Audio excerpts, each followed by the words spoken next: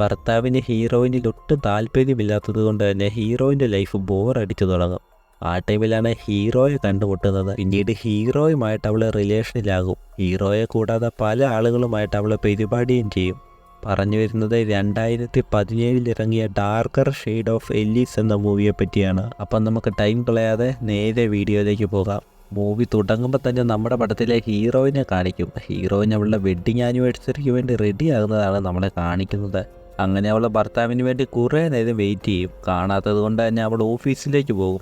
ആ ടൈമിൽ ഭർത്താവ് സെക്രട്ടറിയുമായിട്ട് മിണ്ടിക്കൊണ്ടിരിക്കുന്നത് ഇവൾ കാണും. ഇത് കണ്ട ഹീറോയിൻ അവർ തമ്മിൽ എന്തെങ്കിലും ഉണ്ടോ എന്നൊക്കെ ഡൗട്ട് മടിക്കും. അങ്ങനെ ആ സെക്രട്ടറി അവിടെ നിന്ന് പോകുമ്പം ഹീറോയിൻ ഭർത്താവിനോട് ചോദിക്കും ഇന്നത്തെ ദിവസത്തിൻ്റെ പ്രത്യേകത ഏതെന്നറിയാമോ എന്ന്. പക്ഷേ ഭർത്താവ് അതൊന്നും മൈൻഡ് ചെയ്യാതെ വന്ന ഒരു കോൾ അറ്റൻഡ് ചെയ്യും. ഹീറോയിൻ ഭർത്താവിനെ തുടർന്ന് ശല്യം ചെയ്യുന്നുണ്ടെങ്കിലും ഭർത്താവ് അതൊന്നും മൈൻഡ് ആക്കാതെ അവിടെ നിന്ന് പോകും. അതുകൊണ്ട് തന്നെ ഹീറോയിന് നല്ല വിഷമമാകും. അങ്ങനെ പിറ്റേ ദിവസം ഹീറോയിൻ അവളുടെ ഫ്രണ്ടായിട്ടുള്ള ലെയ്ലയുടെ അടുത്ത് എല്ലാ കാര്യങ്ങളും പറയും. അവളുടെ ഭർത്താവുമായിട്ട് അനുഭവിക്കുന്ന എല്ലാ പ്രശ്നങ്ങളും പറയും. ഇതൊക്കെ കേട്ട ലെയ്ലി അവൾക്കൊരു ഡ്രിങ്ക് കൊടുത്തിട്ട് പറയും എൻ്റെ ഭർത്താവും ഇതുപോലായിരുന്നു, ഒരാളുമായിട്ട് അഫെയർ ഉണ്ടായിരുന്നു, അതുകൊണ്ട് ഞാനും അങ്ങനെ തന്നെ ചെയ്യാൻ തുടങ്ങിയെന്ന്. അതായത് ലെയ്ലയും വേറൊരാളുമായിട്ട് അഫെയർ വെച്ചിട്ട് എൻജോയ് ചെയ്യുകയാണെന്ന് പറയും. അതുപോലെ തന്നെ ഹീറോയിനോടും ചെയ്യാൻ പറയും. പക്ഷേ ഹീറോയിൻ പറയും ഞാൻ ഭർത്താവിനോട് ലോയലാണ്, അതുപോലെ തന്നെ എനിക്ക് പുള്ളിയും ഇഷ്ടമാണെന്നൊക്കെ പറയും. ആ ടൈമിൽ തന്നെ ലെയ്ലിയുടെ ബോയ് ഫ്രണ്ട് അങ്ങോട്ടേക്ക് വരും. ഹീറോയിൻ പുറത്തേക്കും പോകും.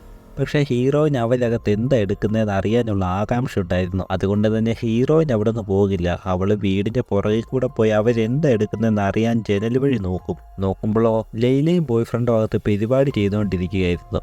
ഇത് കണ്ട ഹീറോയിന് ഇഷ്ടപ്പെടും. അത് കണ്ട് ഹീറോയിൻ പുറത്ത് നിന്ന് മാസ്റ്റർബേറ്റ് ചെയ്യും. ആ ടൈമിൽ ലെയ്ല പറഞ്ഞതുപോലെ തന്നെ ആരെങ്കിലുമായിട്ട് അഫെയർ വെച്ചാലോ എന്നൊക്കെ വരെ ഹീറോയിൻ ഓർത്തു പോകും. അങ്ങനെ ഇരിക്കുമ്പോഴാണ് കുറേ ദിവസങ്ങൾ കഴിഞ്ഞ് ഹീറോയിൻ ഓഫീസിലേക്ക് ഒരു പയ്യൻ വരുന്നത്. ജോൺ എന്ന പേരുള്ള പയ്യൻ, അതായത് നമ്മുടെ പടത്തിലെ ഹീറോ വരുന്നത്. ഹീറോയിൻ ആണെങ്കിലോ അവനെ കണ്ടപ്പോൾ തന്നെ ഇഷ്ടപ്പെട്ടിട്ടുണ്ടായിരുന്നു. ഹീറോയ്ക്കും അതുപോലെ തന്നെ അവളെ ഇഷ്ടപ്പെട്ടിട്ടുണ്ടായിരുന്നു. അതുകൊണ്ട് തന്നെ ഹീറോ അവളെ ഇമ്പ്രസ് ചെയ്യാനായിട്ട് നോക്കും. അങ്ങനെ നമ്മുടെ ഹീറോയുടെ പ്ലാൻ വർക്കൗട്ട് ആവും. കുറേ ദിവസങ്ങൾ കഴിഞ്ഞ് അവൻ ഹീറോയിനെ മീറ്റ് ചെയ്യും. ആ ടൈമിൽ ഹീറോയിനെ കാണാൻ ബ്യൂട്ടിഫുൾ ആണെന്നൊക്കെ പറഞ്ഞ് അവൻ അവളെ പൊക്കിയടിക്കും. ആ ഗ്യാപ്പിൽ തന്നെ ഹീറോ ചോദിക്കും നിൻ്റെ ഒരു ഫോട്ടോഷൂട്ട് നടത്തിക്കോട്ടെ എന്ന്. ഇത് കേട്ട ഹീറോയിൻ പറയും ഞാൻ മോഡലിംഗ് നടത്തിയിട്ട് കുറേ വർഷമായി, ഇപ്പോൾ ഫോട്ടോ പോലും എടുക്കാറില്ല, അതുകൊണ്ട് വേണ്ടെന്ന്. പക്ഷെ നമ്മുടെ ഹീറോ അവളെ വിടത്തില്ലായിരുന്നു. അവളെ പറഞ്ഞ് കറക്കിയെടുത്ത് എങ്ങനെയൊക്കെ അവൻ അതിനെ സമ്മതിപ്പിക്കും. അങ്ങനെ ഒരിക്കൽ ഹീറോയിൻ അവനെ വീട്ടിലേക്ക് ഫോട്ടോഷൂട്ടിനായിട്ട് വിളിക്കും.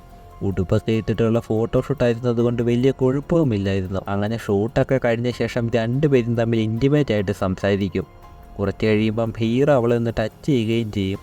ആ ഗ്യാപ്പിൽ തന്നെ ഹീറോ അവൾക്കൊരു കിസ്സും കൊടുക്കും. പെട്ടെന്ന് ഹീറോയിൻ എന്തോ പോലെ തോന്നും. തൻ്റെ കല്യാണം കഴിഞ്ഞതാണല്ലോ എന്നോർത്ത ഹീറോയിൻ അകത്തേക്ക് കയറിപ്പോവും.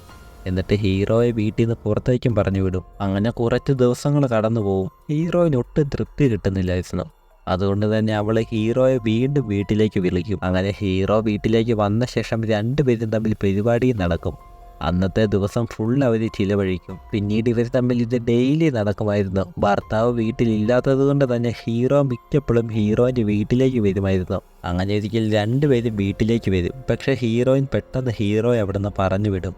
കാരണം അന്ന് അവളുടെ ഭർത്താവ് വീട്ടിലുണ്ടായിരുന്നു. പുള്ളി ഹാഫ് ഡേ ലീവ് എടുത്ത് ഹീറോയിനുമായിട്ട് ടൈം ചിലവഴിക്കാൻ വന്നതായിരുന്നു. ഹീറോയിൻ അകത്തേക്ക് വരുമ്പം ഭർത്താവ് അവളോട് ക്ഷമ ചോദിക്കും. കാരണം അവൻ്റെ ഇത്രയും കാലത്തെ ബിഹേവിയർ കൊണ്ടും അതോടൊപ്പം തന്നെ ഹീറോയിനുമായിട്ട് ടൈം ചിലവഴിക്കാൻ പറ്റാത്തത് കൊണ്ടുമെല്ലാം പുള്ളി അവളോട് ക്ഷമ ചോദിക്കും. പക്ഷേ ആ ടൈമിലും ഇവൾക്ക് വേറൊരു അഫെയർ ഉണ്ടെന്നുള്ള കാര്യം പുള്ളിക്ക് അറിയത്തുമില്ലായിരുന്നു. അങ്ങനെ കുറച്ച് കഴിഞ്ഞ് ഭർത്താവ് അവിടെ നിന്ന് കുളിക്കാനായി പോകും. ആ ടൈമിൽ തന്നെ ഹീറോ അകത്തേക്ക് വന്ന് ഹീറോയിനെ ഉമ്മ വെക്കും. എന്നിട്ട് അവളുമായിട്ട് പരിപാടിയും നടത്തും.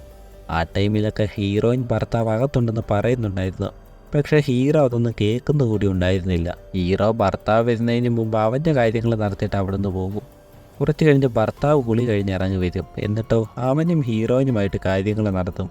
അങ്ങനെ കുറച്ച് നാളുകൾ കഴിഞ്ഞ് ഭർത്താവ് ജോലിയുടെ കാര്യത്തിന് വേണ്ടി വേറൊരു കൺട്രിയിലേക്ക് ട്രിപ്പ് പോകും. അങ്ങനെ ഹീറോയിൻ ഒറ്റയ്ക്കാകും. അതുകൊണ്ട് തന്നെ ഹീറോയ്ക്ക് പണിയും എളുപ്പമായി. അവൻ ഡെയിലി ഹീറോയിനുമായിട്ട് പരിപാടി ചെയ്യും. അവൻ ഹീറോയിൻ്റെ വീട്ടിലായിരുന്നു താമസവും. അങ്ങനെ ഹീറോയ്ക്ക് ഒരു ഓപ്പർച്യൂണിറ്റി കിട്ടും. ആ ഗ്യാപ്പിൽ അവൻ ചോദിക്കും എൻ്റെ ഒരു ഫ്രണ്ടിനെ കൂടെ കൊണ്ടുവന്നിട്ട് നമുക്ക് 1, 2, 3 കളിച്ചാലോ എന്ന്.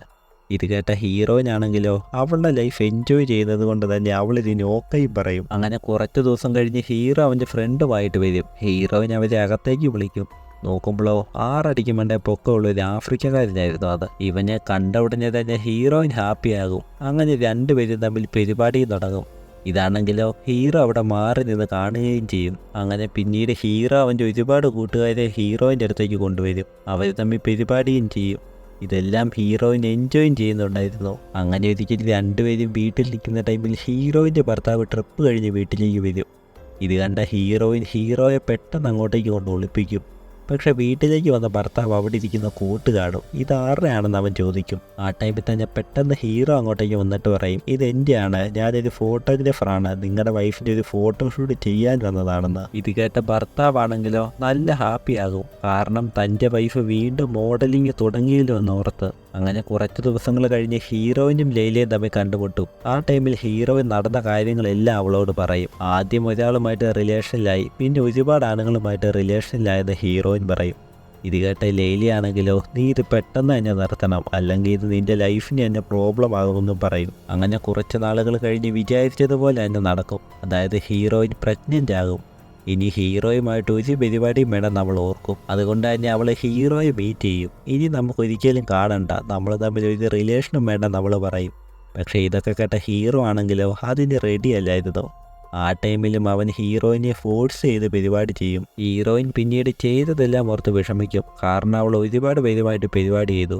അതുകൊണ്ട് തന്നെ അവളുടെ കൊച്ചിൻ്റെ അച്ഛൻ ആരാന്ന് പോലും ഇപ്പോൾ അറിയില്ല. അതോടൊപ്പം തന്നെ അവൾക്ക് ഭർത്താവിനെ ഇനി ചതിക്കാനും വയ്യ. അതുകൊണ്ട് തന്നെ ഹീറോയിൻ പഴയ ലൈഫിലേക്ക് തിരിച്ചു പോകും. പിറ്റേ ദിവസം ഭർത്താവ് ഹീറോയിനെ വിളിച്ചുകൊണ്ടൊരു ഡിന്നറിന് പോകും. പക്ഷെ അവിടെ ഹീറോയും ക്ഷണിച്ചിട്ടുണ്ടായിരുന്നു.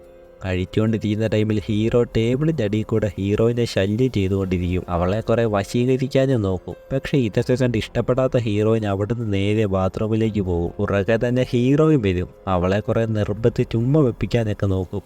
പക്ഷേ ആ ടൈമിൽ തന്നെ ഭർത്താവിൻ്റെ സെക്രട്ടറി അകത്തേക്ക് വരും. ഇത് കണ്ട ഹീറോയും അവിടെ നിന്ന് ഇറങ്ങിപ്പോകും. ഹീറോയ്ക്ക് അവളെ വെറുതെ വിടാൻ ഉദ്ദേശമില്ലായിരുന്നു. അതുകൊണ്ട് തന്നെയാണ് അന്ന് നടന്നതെല്ലാം ഹീറോ ക്യാമറയിൽ റെക്കോർഡ് ചെയ്തതും. അങ്ങനെ ഹീറോയിൻ ഒരിക്കൽ വീട്ടിൽ നിൽക്കുന്ന ടൈമിൽ ടിവിയുടെ ശബ്ദം കേട്ട് മുകളിലേക്ക് പോകും. നോക്കുമ്പോഴോ ഹീറോയിൻ ആൾക്കാരുമായിട്ട് നടത്തിയ പരിപാടിയെല്ലാം ടി വിയിലിട്ടേക്കുന്നു. അത് നമ്മുടെ ഹീറോ ചെയ്തത് തന്നെയായിരുന്നു. ഇത് കണ്ട ഹീറോയിൻ പെട്ടെന്ന് ഭർത്താവ് കാണുന്നതിന് മുമ്പ് പേടിച്ച് ടി വിയിലെ പെൺഡ്രൈവ് ഊരിയെടുക്കും. ഹീറോയുടെ ഈ ടൈപ്പ് പരിപാടിയെല്ലാം ഹീറോയിന് ഒട്ടും ഇഷ്ടപ്പെടുന്നില്ലായിരുന്നു. പിറ്റേ ദിവസം ഇവള് ഹീറോയെ കാണും. പക്ഷേ ഹീറോ പറയുന്നത് കേൾക്കാൻ കൂടി ഇവള് കൂട്ടാക്കത്തില്ല. ആ ടൈമിൽ ഹീറോ പറയും, നടന്നതെല്ലാം ഞാൻ നിൻ്റെ ഭർത്താവിൻ്റെ അടുത്ത് പറയും, എന്നിട്ട് ഈ വീഡിയോയും എടുത്ത് കാണിക്കുമെന്ന്. ഇത് കേട്ട ഹീറോയിൻ പറയും, എനിക്ക് ഭർത്താവിനെ കളയാൻ പറ്റില്ല, പുള്ളി ഒരുപാട് ഇഷ്ടമാണെന്നൊക്കെ.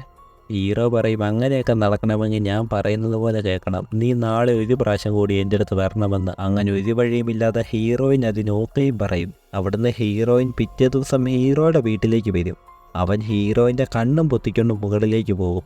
എന്നിട്ട് 4 പേരെ കാണിച്ചിട്ട് പറയും, നീ ഇവരുമായിട്ട് പരിപാടി ചെയ്യണമെന്ന്.